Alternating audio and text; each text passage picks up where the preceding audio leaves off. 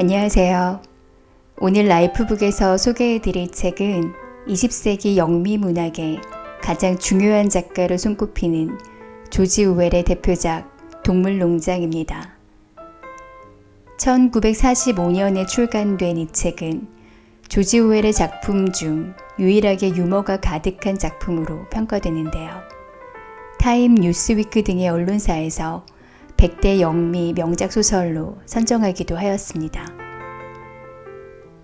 줄거리를 간단히 살펴보면 인간에 의해 착취당하던 한 농장의 동물들이 늙은 돼지 메이저의 부추김에 빠져 농장주에 대항해 반란을 일으키고요.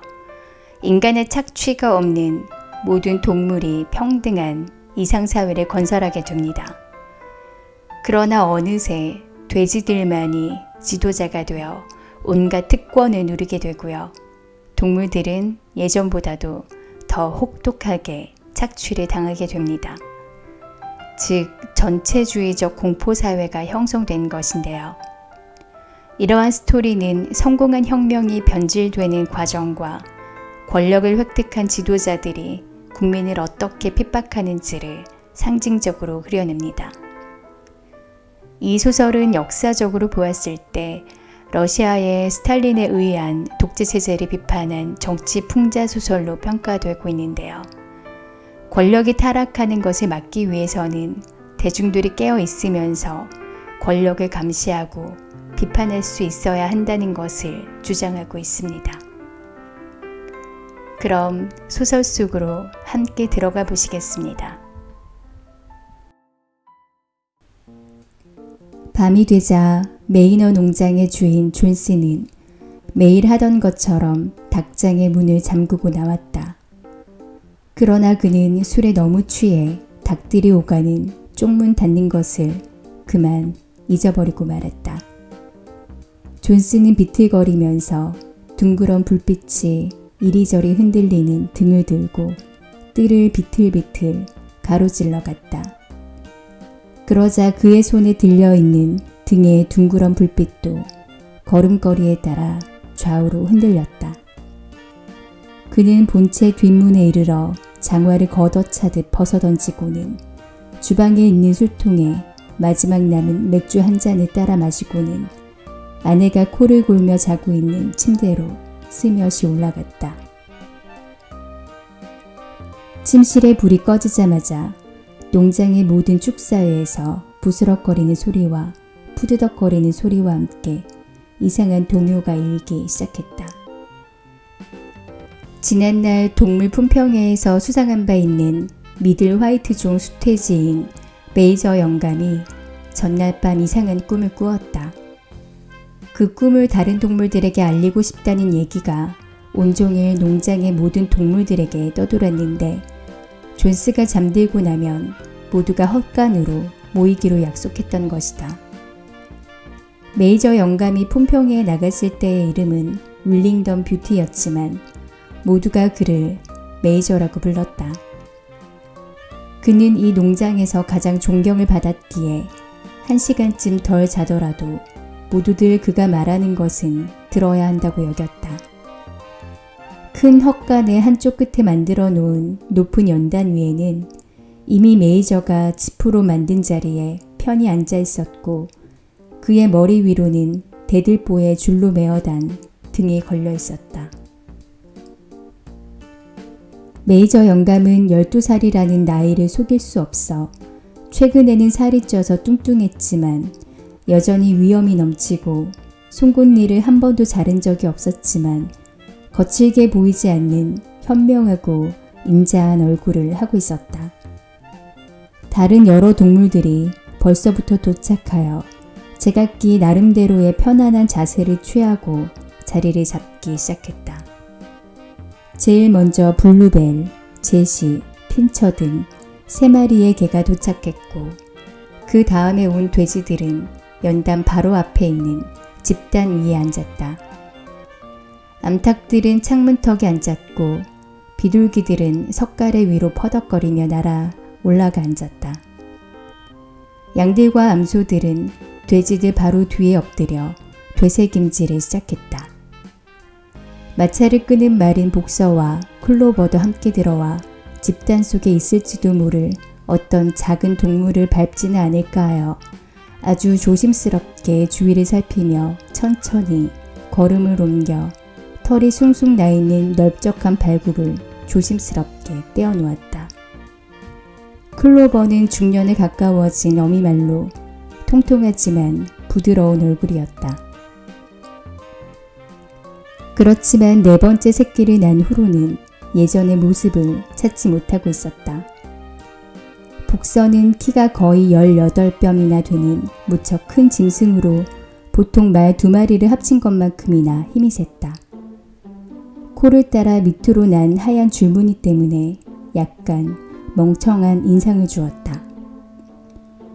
사실 그는 똑똑한 축에 들지는 못했지만 착실함과 더불어 엄청난 작업 능력으로 인하여 널리 존경을 받고 있었다. 말 다음으로 흰 염소인 뮤리엘과 당나귀 벤자민이 도착했다. 벤자민은 이 농장에서 나이가 가장 많았고 성질도 몹시 까다로웠다. 그는 거의 말을 하지 않았는데 가끔 내뱉는 말들이 을의 어딘가 냉소적인 얼굴에 비웃기까지 하는 습성이 있었다.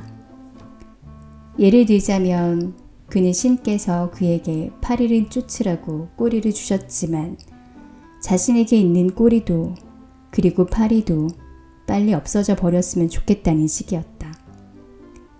그는 또한 농장에 살고 있는 동물 가운데 웃지 않기로도 이름이 났으며 누군가가 왜 웃지 않느냐고 물으면 그는 도대체 웃을 만한 거리가 없어서 그렇다고 대답하곤 했다.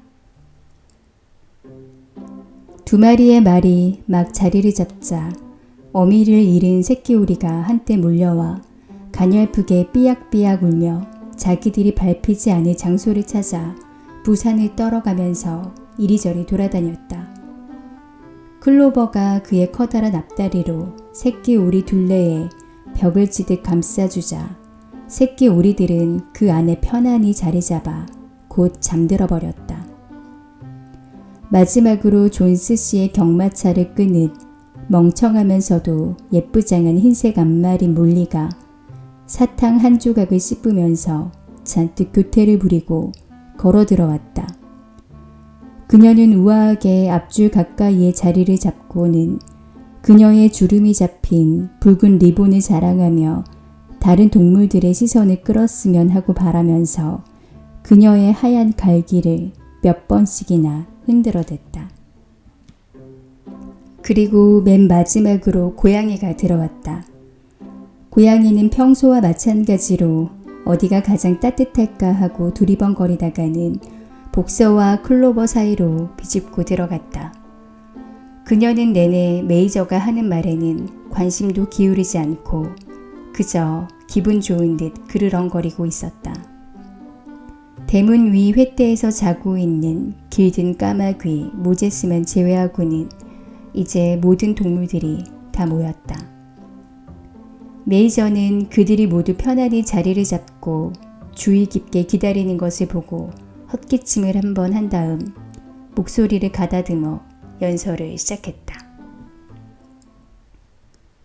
동무들, 여러분들은 내가 어젯밤 꾸었던 이상한 꿈에 대해서 얘기하려고 한다는 것을 이미 들어 알고 있으리라 생각합니다.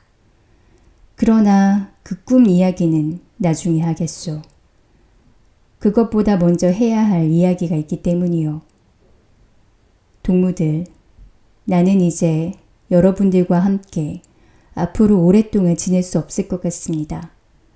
그래서 무슨 일이 있어도 내가 죽기 전에 내가 이미 알고 있는 지혜를 여러분들에게 꼭 전해주는 것이 내 의무라고 생각하는 바이요. 나는 매우 오래 살았고 내 돼지우리에 누워 많은 시간을 혼자 생각해 보았소.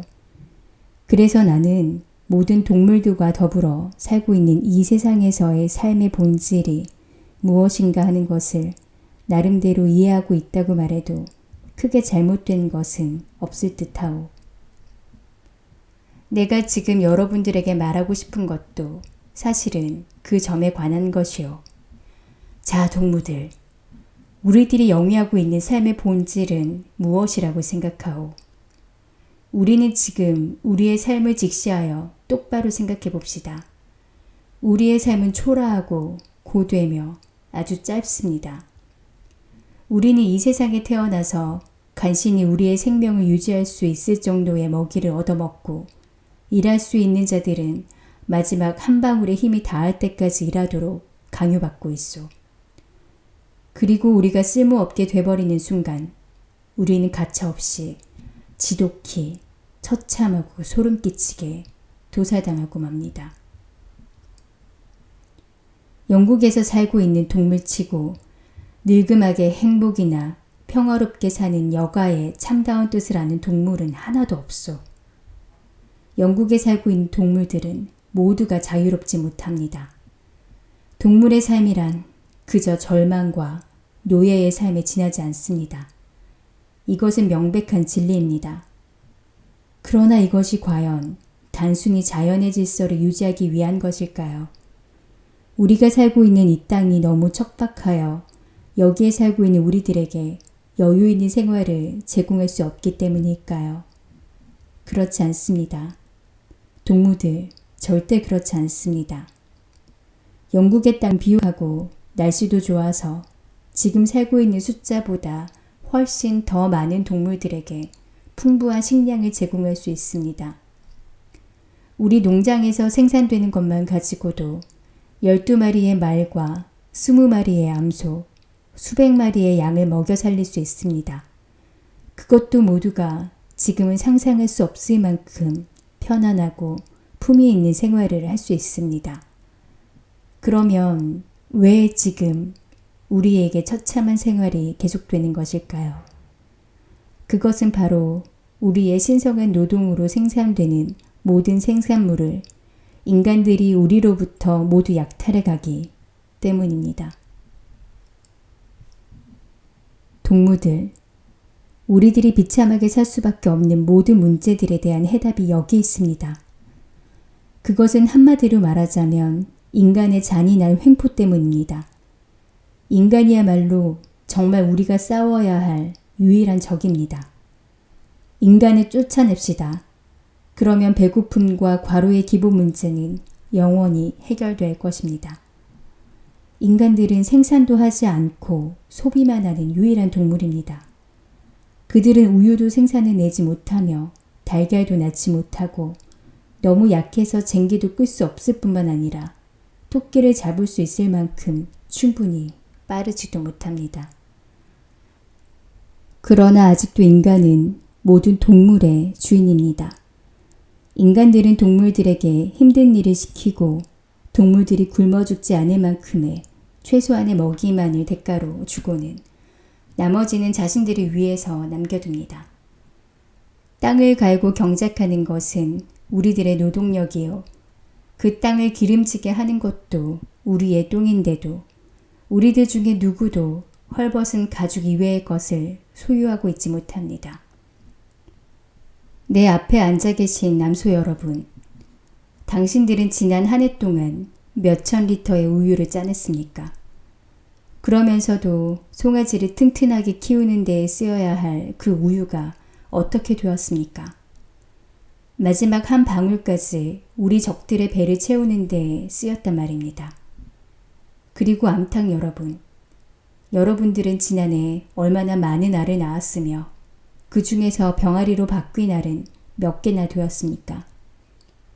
대부분의 알은 모두 존스와 그가 부리고 있는 사람들에게 돈을 벌어주려고 시장에 팔려나갔습니다.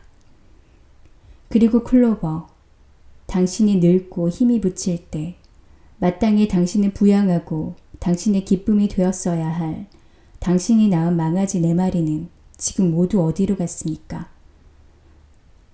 모두가 1살 때 팔려갔고 그래서 당신은 그 애들을 다시는 만나지 못할 것입니다.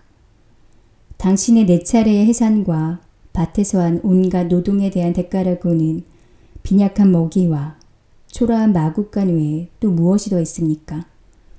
그리고 우리가 타고난 초라한 생명마저 천수를 다 누리지 못하게 되어 있습니다.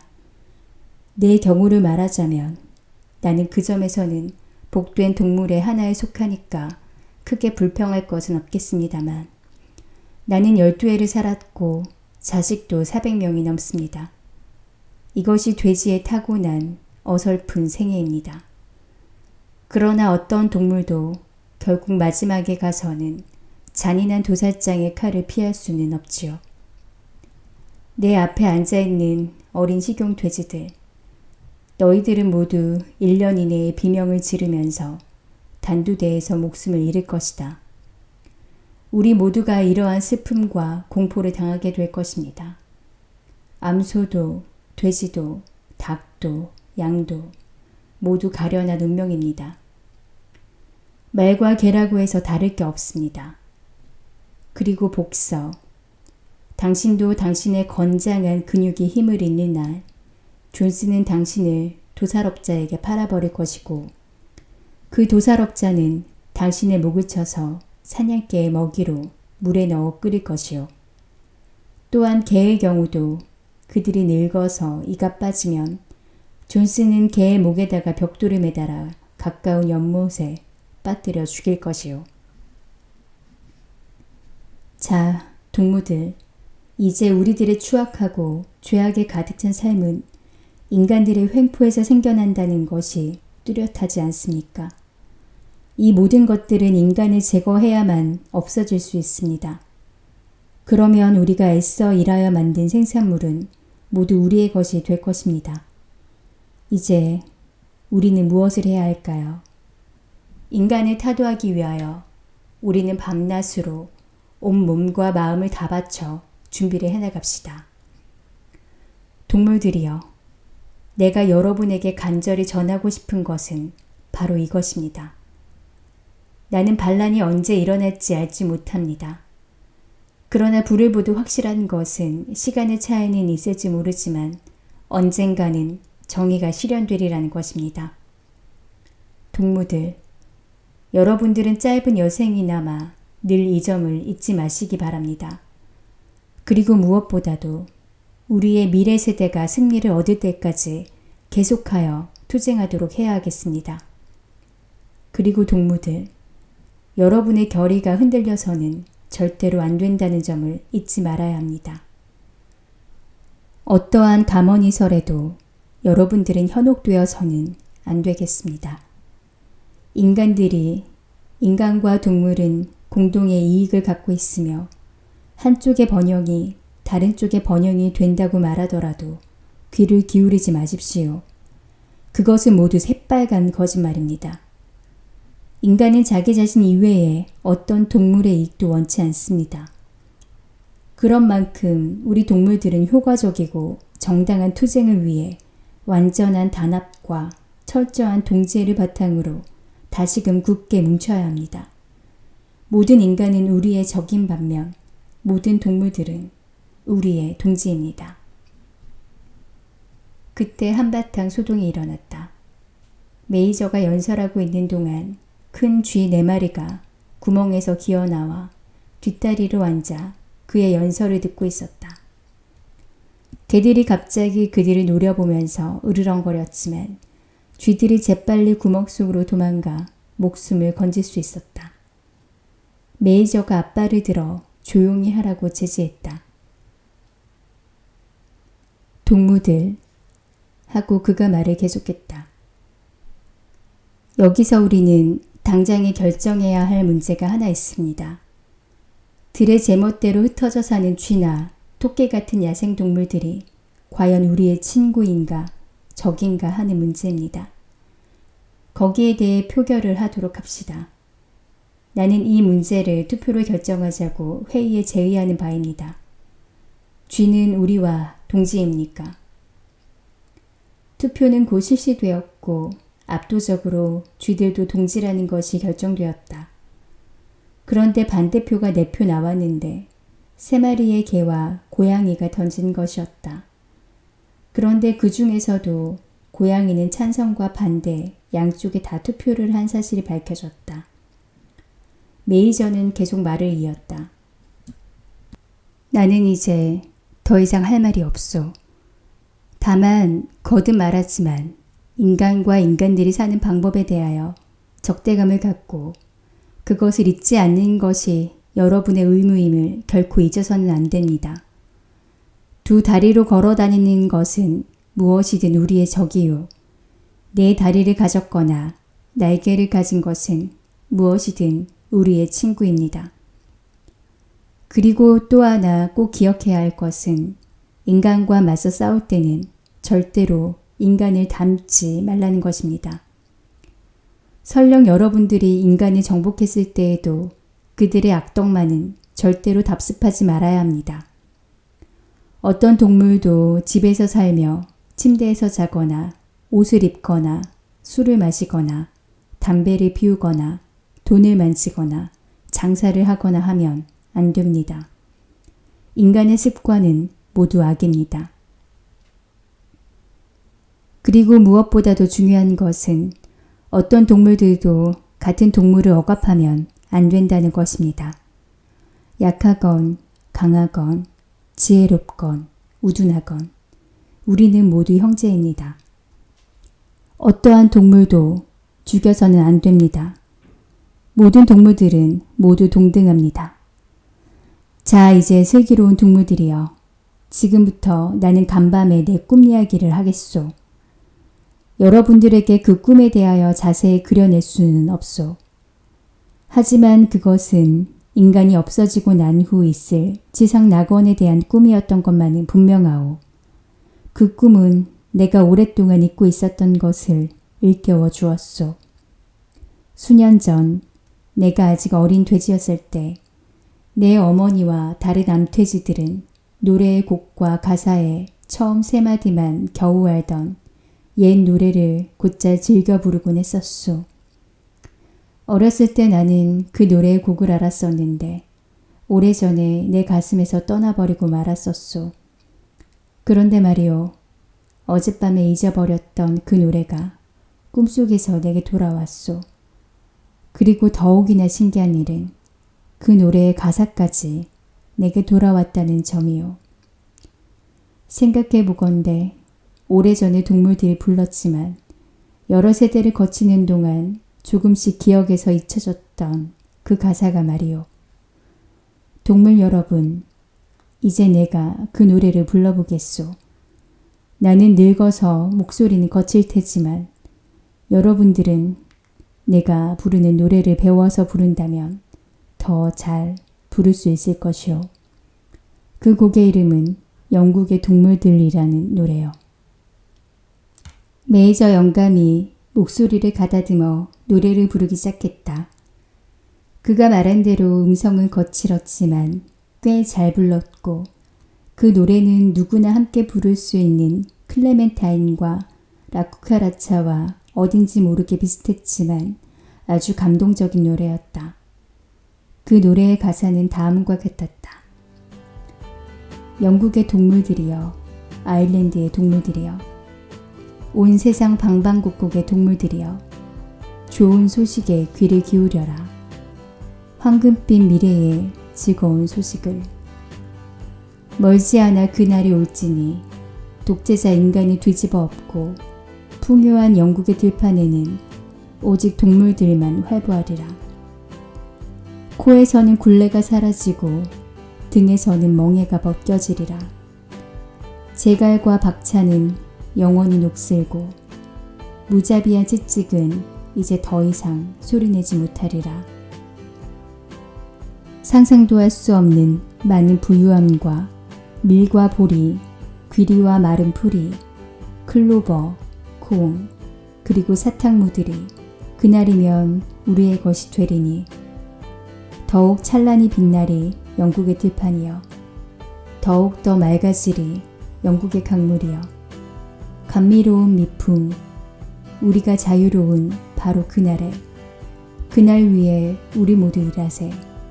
그날을 못 보고 죽을지라도 암소와 말, 오리와 칠면조, 자유를 위해 우리 모두가 애써 일하리라. 영국의 동물들이여, 아일랜드의 동물들이여, 온 세상 방방곡곡의 동물들이여, 귀 기울여 듣고 널리 전하게 하라.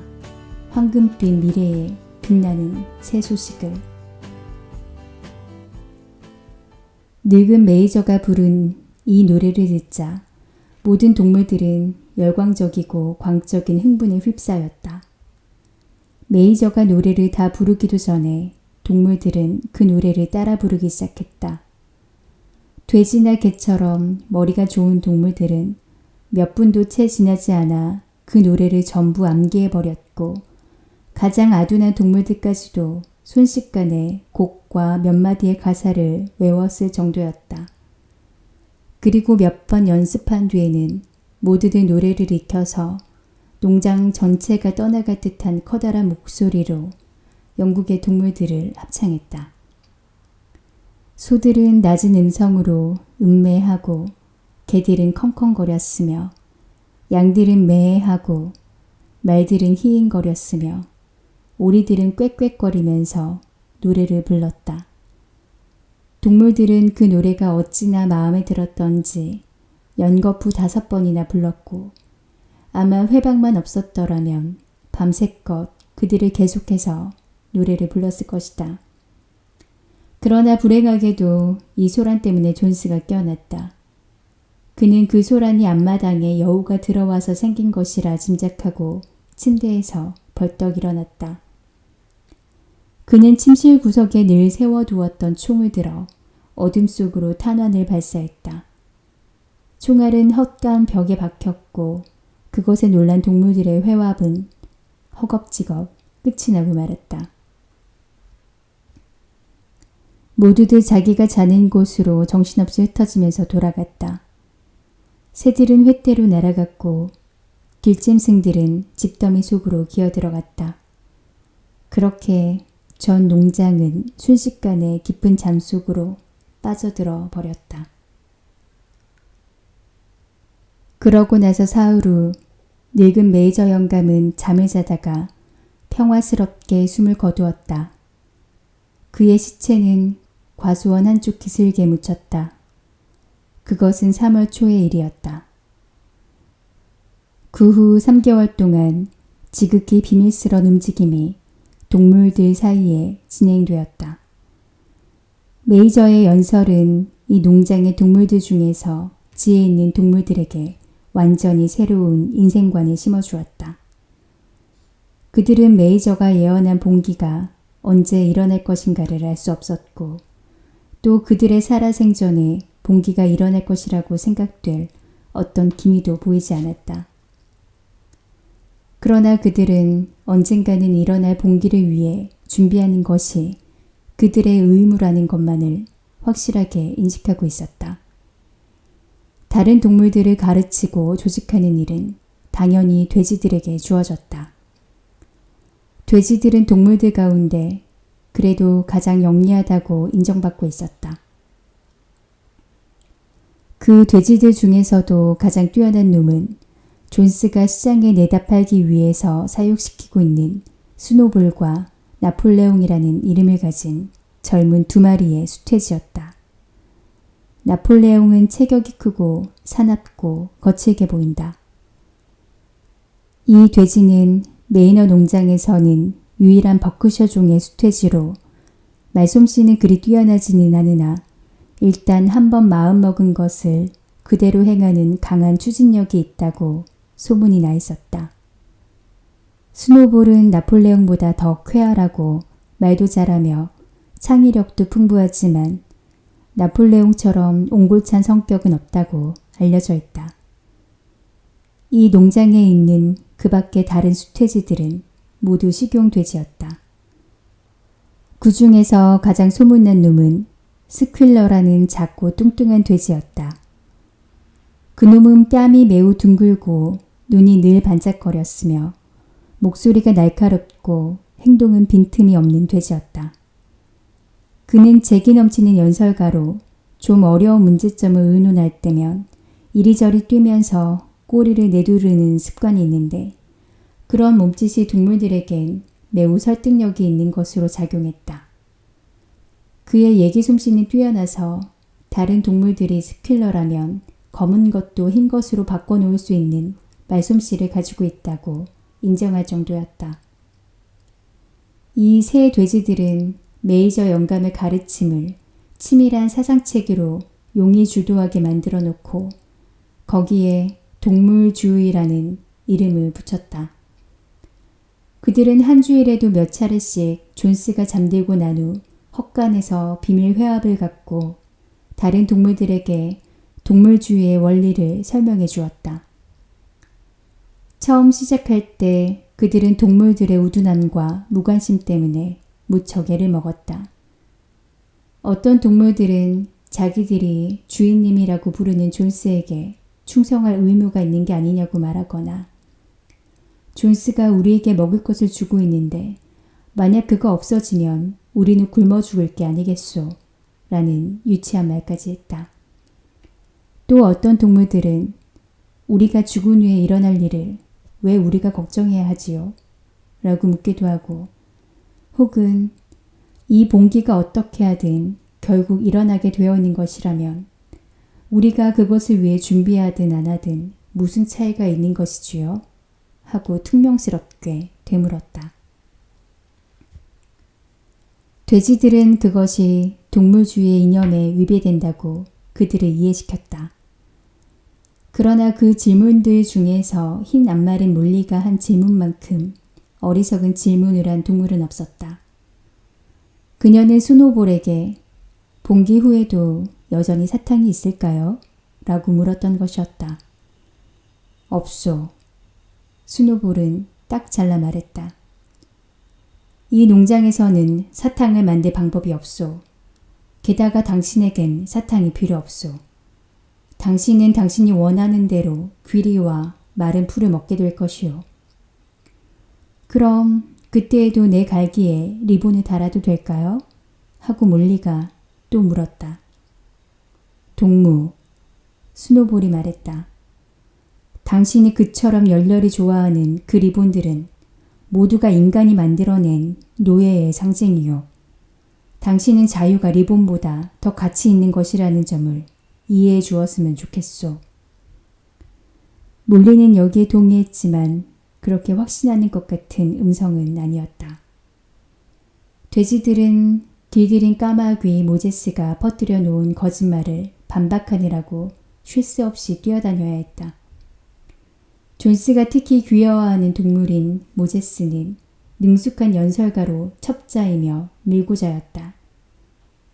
그는 동물이 죽으면 가게 되는 설탕사탕산이라는 신비한 나라의 존재에 대해서 알고 있다고 주장했다. 그곳은 높은 하늘 구름 너머 어딘가에 있다고 모제스는 말했다. 설탕사탕산에서는 클로버가 1년 내내 사시사철만발하고 울타리에는 사탕과 기름을 짜는 데 쓰이는 아마씨 과자가 자랄 뿐만 아니라 일주일이 모두 일요일이라고 말했다. 동물들은 입만 나불대고 일은 하지 않는 모제스를 미워했으나 몇몇 동물들은 은근히 설탕사탕 산을 믿는 눈치를 보였다. 돼지들은 설탕사탕 산 같은 허황된 곳은 있을 수가 없다고 그들에게 타일러 알아듣게 하는데 진땀을 빼었다. 돼지들의 가장 성실한 제자는 마차 말인 복서와 클로버였다. 이들 둘은 스스로 생각해내는 것은 거의 아무것도 할 수 없었으나 일단 돼지들을 선생으로 받아들이자 그들에게 전해 들은 이야기는 무조건 모두 받아들인 다음 간단하게 요약하여 다른 동물들에게 충실히 전했다. 그들은 어김없이 헛간의 비밀 집회에 참석하여 모임이 끝날 때면 언제나 영국의 동물들을 힘차게 불렀다. 그러나 봉기는 지금의 상황으로 보아 모두가 예상했던 것보다 훨씬 빨리 그리고 매우 쉽게 이룩될 것처럼 보였다. 지난 수년간 존스는 비록 동물들에게 가혹하긴 했지만 매우 능력 있는 농장주였는데 요즘에는 일을 포기하다시피 하면서 매일매일 지내고 있었다. 그는 소송사건으로 돈을 잃고 난 후에 매우 의기소침하였고 그래서 자신의 주량보다 더 많은 술을 매일 마셔댔다. 때로는 며칠씩이나 식당에 있는 나무 의자에 축 처져 신문을 읽고 술을 마시며 때때로 빵 껍질을 맥주에 적셔 모제스에게 먹이면서 소일하곤 했다. 주인의 눈치만 살피며 요령껏 일하던 일꾼들은 게을러서 들에는 잡초가 무성했으며 건물 지붕은 손질해야 할 곳 투성이었고 울타리도 여기저기 허술해졌고 동물들도 제대로 먹지 못했다. 6월이 되면서 목초 벨 때가 점점 다가왔다. 성 요한 축일 전날은 때마침 토요일이어서 존스는 윌링던으로 나갔다가 레드 라이온 술집에서 술을 너무 많이 마셨기 때문에 그 다음 날인 일요일 정오까지 집에 돌아올 수가 없었다. 일꾼들은 또 일꾼들대로 아침 일찍이 암소로부터 우유를 짠 후 토끼 사냥을 하러 나갔기 때문에 동물들은 아침부터 굶고 말았다. 존스는 집에 오자마자 곧 응접실 소파에서 세계뉴스지로 얼굴을 덮고 잠이 들었기 때문에 동물들은 저녁이 다 되어도 한 끼도 제대로 먹을 수가 없었다. 마침내 동물들은 더 이상 기다릴 수가 없었다. 암소 한 마리가 뿔로 곳간문을 부수고 들어가자 동물들은 모두 곡물 상자에 머리를 들이대고 정신없이 먹어대기 시작했다. 바로 그때 존스가 잠을 깼다. 그리고 그 다음 순간 존스와 일꾼 넷은 곳간으로 달려와 곡물을 먹고 있는 동물들에게 이리저리 채찍을 휘둘렀다. 이것은 굶주린 동물들에게 참으로 견디기 힘든 일이었다. 동물들은 사전에 미리 계획한 일이 아니었음에도 불구하고 일제히 냉혹한 인간들에게 덤벼들었다. 동물들은 갑자기 사방에서 존스와 그의 일꾼들을 뿔로 박고 발로 차며 소리를 질러댔다. 상황은 이미 돌이킬 수 없는 사태로 흘러갔다. 그들은 동물들이 이렇게 덤벼들리라고는 상상조차 해본 일이 없었고 그들이 마음대로 채찍질하며 부려오던 동물들이 이처럼 갑자기 달려드는데 크게 놀라 거의 정신을 잃을 지경이었다.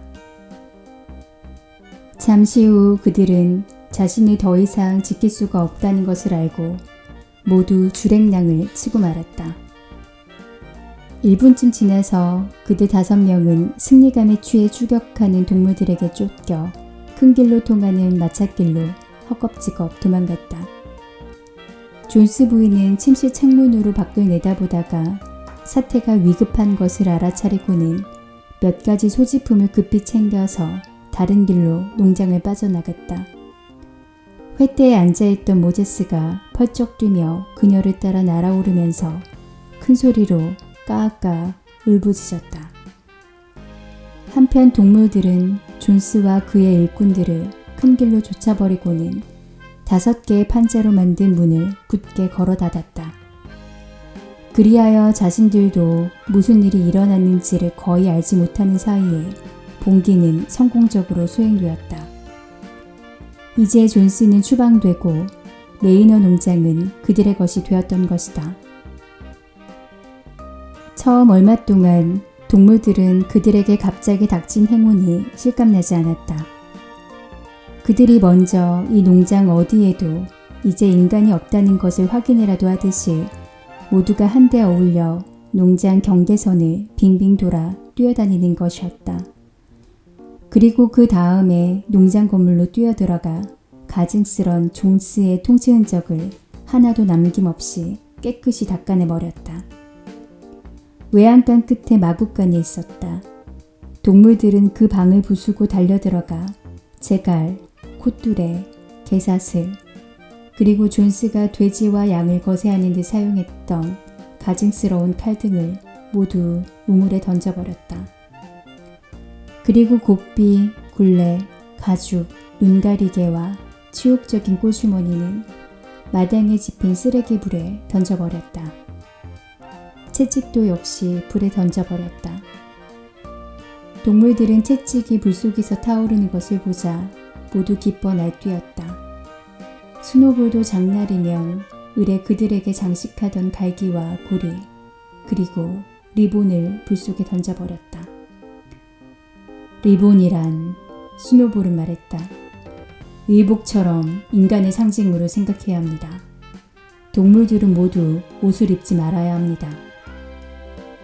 복서는 이 말을 듣자 여름철이면 귓가에 몰려드는 파리를 막기 위해 썼던 작은 밀짚 모자를 가지고 와서 다른 것과 함께 불 속에 내팽겨쳐 버렸다. 순식간에 동물들은 존스를 기억나게 하는 것들을 모두 부수었다.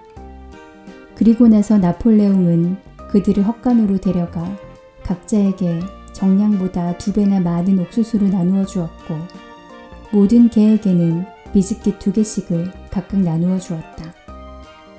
그리고 나서 그들은 영국의 동물들을 처음부터 끝까지 7번이나 계속 불렀다. 그 후 밤이 되자 동물들은 이제껏 맛보지 못했던 달콤한 잠에 빠져들었다. 그리고 그들은 다음날 새벽에 보통처럼 잠을 깨어서는 문득 어제 있었던 영광스러운 일을 기억하고 모두가 함께 목장으로 달려나갔다. 목장의 약간 아래쪽에는 거의 농장 전부를 내려다볼 수 있는 언덕이 있었다. 동물들은 언덕 꼭대기로 몰려가 빛나는 아침 햇살을 받으며 사방을 둘러보았다. 그렇다. 그것들은 이제 그들의 것이다. 지금 그들의 눈앞에 펼쳐져 있는 모든 것이 다 그들의 것이다. 그런 황홀한 생각에 젖어 그들은 이리저리 뛰어다니기도 하고 공중으로 펄쩍펄쩍 뛰며 기뻐했다. 그들은 이슬에 맺힌 풀 위로 둥글면서 달콤한 여름 풀을 한입 가득히 베어물고 검은 흙덩이를 발로 차며 그 향긋한 냄새를 맡았다. 그런 다음 동물들은 농장 구석구석을 둘러보면서 말할 수 없는 감탄에 젖어 곡식이 자라는 밭과 과수원, 연못, 덤불들을 경이롭게 구경했다. 그것은 마치 이제껏 한 번도 보지 못했던 광경 같았으며 지금까지도 그것이 모두 자기들의 것이라는 사실이 실감나지 않았다. 잠시 후 그들은 농장 건물로 되돌아와 건물 밖에 조용히 멈추어 섰다. 이것 역시 그들 것이었다. 그러나 그들은 안으로 들어가기가 어쩐지 두려워졌다. 그러나 잠시 후 스노볼과 나폴레옹이 어깨로 문을 들이받자 동물들은 무엇이라도 부서질까봐 아주 조심스럽게 일렬로 들어갔다.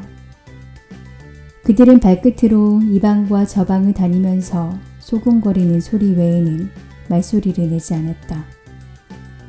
그리고 주의하면서 믿을 수 없으리만큼 화려한 사치품들인 깃털 매트리스로 만든 침대, 거울, 말털로 만든 소파, 브로젤 융단, 응접실의 벽난로 위에 걸린 빅토리아 여왕의 석판화들을 경외감을 갖고 바라보았다.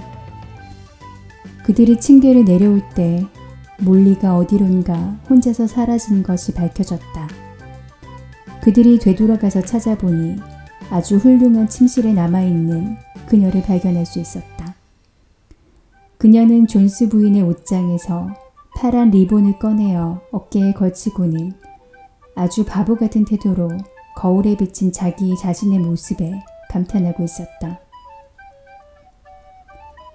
다른 동물들은 그녀를 아주 혹독하게 비난하며 밖으로 나왔다.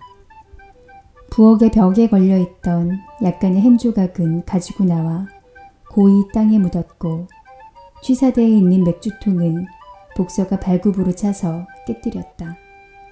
그러나 그 밖의 다른 집안 물건에는 전혀 손을 대지 않았다. 동물들은 즉석에서 그 농장 건물을 박물관으로 보존하자는데 모두 동의했다. 또한 어떤 동물도 여기에서 살아서는 안 된다는 것도 결정되었다. 동물들이 아침 식사를 마치자 스노볼과 나폴레옹이 그들을 다시 불러 모았다. 동무들, 스노볼이 말했다. 지금은 아침 6시 반이고 우리 앞에는 긴 하루가 있소. 오늘 우리는 목초를 거둬들이기 시작해야 하오. 그러나 우리는 먼저 해야 할 일이 있소. 이제야 밝히는 바이지만 돼지들은 지난 석 달 동안 존스의 자식들이 쓰다가 쓰레기통에 버린 낡은 철자법 교본을 가지고 독학으로 읽기와 쓰기를 배웠다는 것이었다. 나폴레옹은 검은색과 흰색 페인트통을 가져오게 해서 큰 길로 통하는 5판자 문 앞으로 모든 동물들을 이끌고 갔다. 그 다음에 스노볼이 2 다리 사이에 붓을 끼우고 문짝 맨 위에 적힌 메이너 농장을 페인트로 지우고 그 자리에다 동물농장이라고 썼다. 이제부터 동물농장이 이 농장의 이름으로 불리워지게 될 것이다. 이 일을 마치자 그들은 다시 질서정연하게 농장 건물로 되돌아왔다. 거기에서 스노볼과 나폴레옹은 커다란 헛간 벽에 세워두었던 사다리를 가져오라고 했다. 돼지들은 지난 석 달 동안의 연구 끝에 동물주의의 원칙을 7계명으로 요약하는 데 성공했다. 그들은 또한 이제 벽에 쓸 7계명은 동물농장의 모든 동물들이 앞으로 영원히 지키며 살아야 할 불변의 계율이라고 설명했다. 스노볼은 무척이나 힘들게 사다리 위로 올라가 일을 시작했고 스킬러가 그 아래 몇 계단 밑에서 페인트통을 양손에 받쳐들고 있었다. 계명은 30야드 떨어진 곳에서도 읽을 수 있을 만큼 커다란 흰 글자로 타르치를 한 벽 위에 쓰여졌다. 그 7가지 계명은 다음과 같았다. 7계명 1. 2 다리로 걷는 자는 누구든지 적이다. 2. 4 다리로 걷거나 날개를 가진 자는 모두 우리의 친구다. 3. 어떤 동물도 옷을 입어서는 안 된다. 4. 어떤 동물도 침대에서 자서는 안 된다. 5. 어떤 동물도 술을 마셔서는 안 된다. 6. 어떤 동물도 다른 동물을 죽여서는 안 된다. 7. 모든 동물은 평등하다. 그것은 아주 깔끔하게 쓰여졌다. 프렌드를 프렌드 철자로 잘못 썼고 S자 하나가 거꾸로 된 것 이외에는 철자법도 모두 정확하게 썼다. 스노볼은 다른 동물들을 위해 큰 소리로 7계명을 읽어주었다. 동물들은 모두 고개를 끄덕이며 완전한 동감의 뜻을 표했고 좀 영리한 놈들은 즉시 7계명을 외우기 시작했다. 자, 동무들. 페인트붓을 던지면서 스노볼이 말했다. 목초밭으로 갑시다. 존스와 그의 일꾼들보다 더 빨리 거두어들일 수 있다는 것을 명예로 여기도록 합시다. 그러나 이때 얼마 전부터 매우 불편하게 보이던 암소 3마리가 커다랗게 울었다. 그들은 24시간 동안 우유를 짜지 않았기 때문에 젖통이 거의 터질 듯 했기 때문이다. 잠시 생각한 뒤에 돼지들이 양동이를 가져오라고 해서 암소의 젖을 훌륭히 짜주었는데 젖을 짜기에는 돼지의 4다리가 안성맞춤이었다. 그들의 작업에 의해 곧 거품이 있는 크림 같은 우유가 5 양동이에 가득 찼고 그 외 많은 동물들은 무척 신기하고도 재미있는 표정으로 그 우유를 바라보았다. 그 우유를 모두 어떻게 하겠습니까? 누군가가 이렇게 물었다. 가끔이기는 하지만 존스는 우리 먹이에 그 우유를 섞어주기도 했어요. 하고 암탉 하나가 말했다. 우유에는 신경을 쓰지 마시오, 동무들. 양동이 앞에 서서 나폴레옹이 소리쳤다. 그것은 잘 처리될 것이오. 지금 당장 수확이 더 중요하오. 스노볼 동무가 지도할 거요. 나도 몇 분 내에 뒤따르겠소. 동무들, 앞으로 가시오. 목초가 기다리고 있소. 그리하여 동물들은 목초를 거두기 위해 풀밭으로 모두 떼를 지어갔고 그들이 일을 마치고 저녁에 돌아왔을 때 우유는 어디론가 감쪽같이 사라지고 없었다.